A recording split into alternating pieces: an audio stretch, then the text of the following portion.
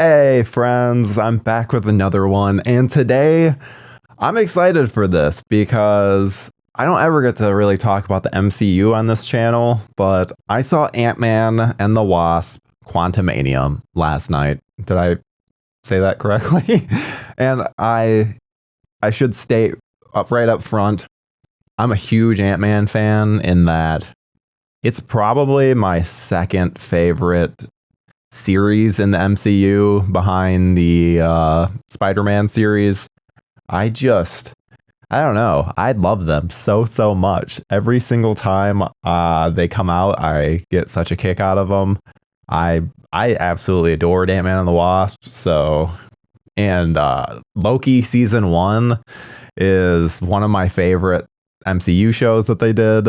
So obviously Jonathan Majors, the villain in this, shows up in that. There's a lot of connections. So I was very excited when this movie was even announced. And so, yeah, I want to just talk about it a little bit because I don't really get the chance to talk about Marvel stuff because, yeah, I'm always covering horror stuff, whether it's on Joe Blow Horror Originals or I do the DC Revisited on the Joe Blow Original side. So cover a lot of DC stuff, but in terms of the MCU, not quite as much. So because of that, I want to talk about it, discuss it a little bit, and I have no idea how long this will be. And like usual, this will be one of my non-edited videos. So yeah, let's get into it because I saw it last night at IMAX and was extremely impressed. So I should state, I thought that it was going to be in 3D, which I hate 3D. So I was pleasantly surprised that it wasn't because I feel like everything that goes to IMAX is then immediately 3D. But no, this one wasn't. So thank God, because I was not wanting to deal with 3D for this film. I'm sure it would have been awesome visually because it has such trippy visuals, but yeah.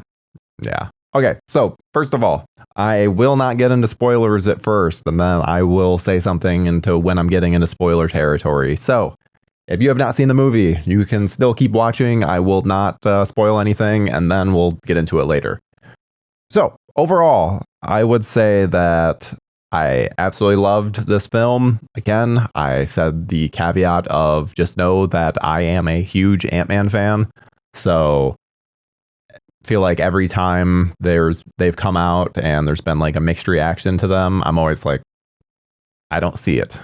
I maybe it's the Paul Ruddness of it all that is blinding me. I don't know what it is, but always have really enjoyed them. And this one, because I really like when they get weird, and this one gets so weird.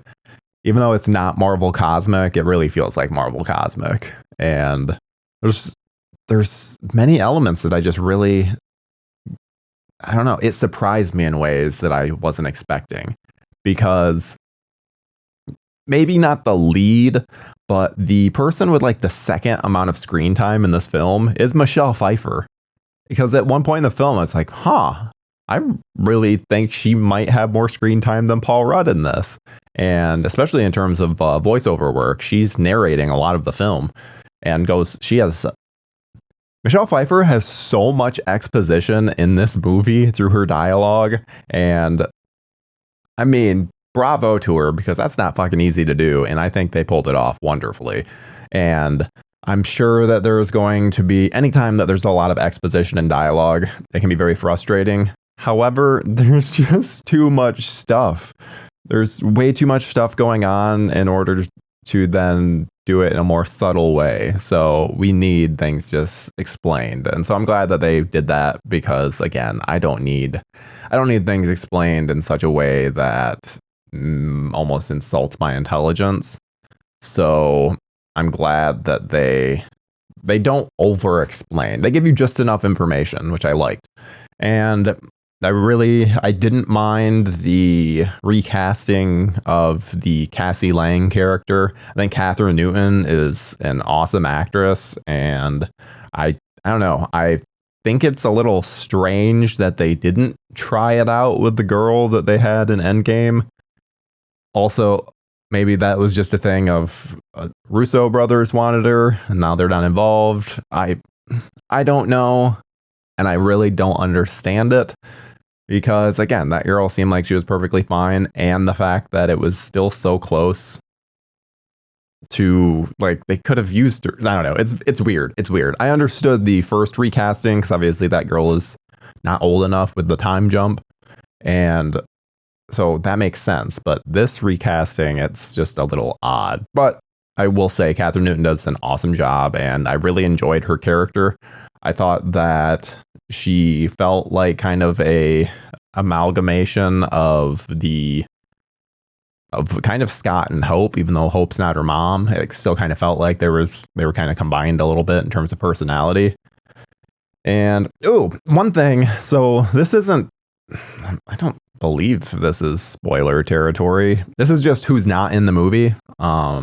So I guess if you don't want to know this, then why would you not? I don't know. This isn't spoiler, but I'm sure there's some people that would consider it a spoiler. I was shocked that the number of people that are not in this film from the Ant-Man series. We don't get Judy Greer. We don't get Bobby Cannavale. We don't get Luis. We don't get, David Dastmalchian's character. Don't get T.I., though that makes sense because T.I. had some like allegations and stuff. So, but it was just weird. And I mean, maybe it was because David Dastmalchian was in the credits. So maybe he was in the beginning and I just didn't notice him. But it was very strange that because they were such a key point of such of the first and second film, the first one more so, but it's strange that they then are just completely gone, which the story being told, it makes sense as to why they're not there, but it's still just weird that they're not there. Like, where are they in this? They could have easily been used at the beginning or the end. Like, I get that they're in the quantum realm, so they're obviously not going to be in there, but it's just strange. Also, now I'm thinking of it, was David Dastmalchian one of the voices? Is that what they? I'll look it up.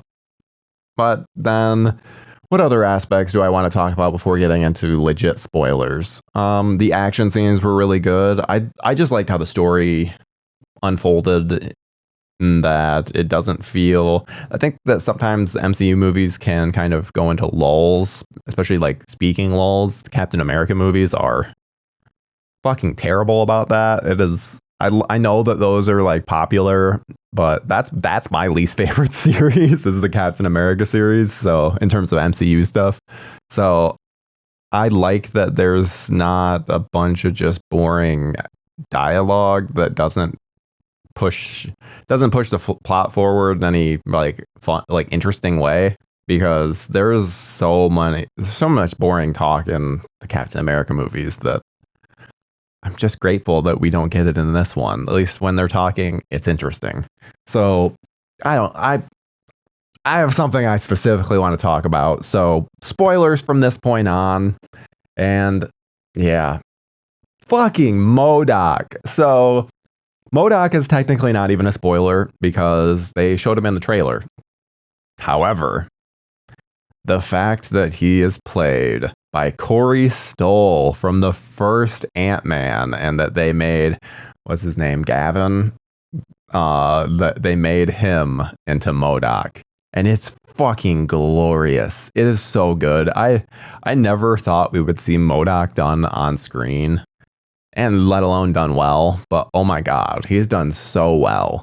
I think damn near every single time he showed up on screen, the audience laughed because he's amazing. He's so good.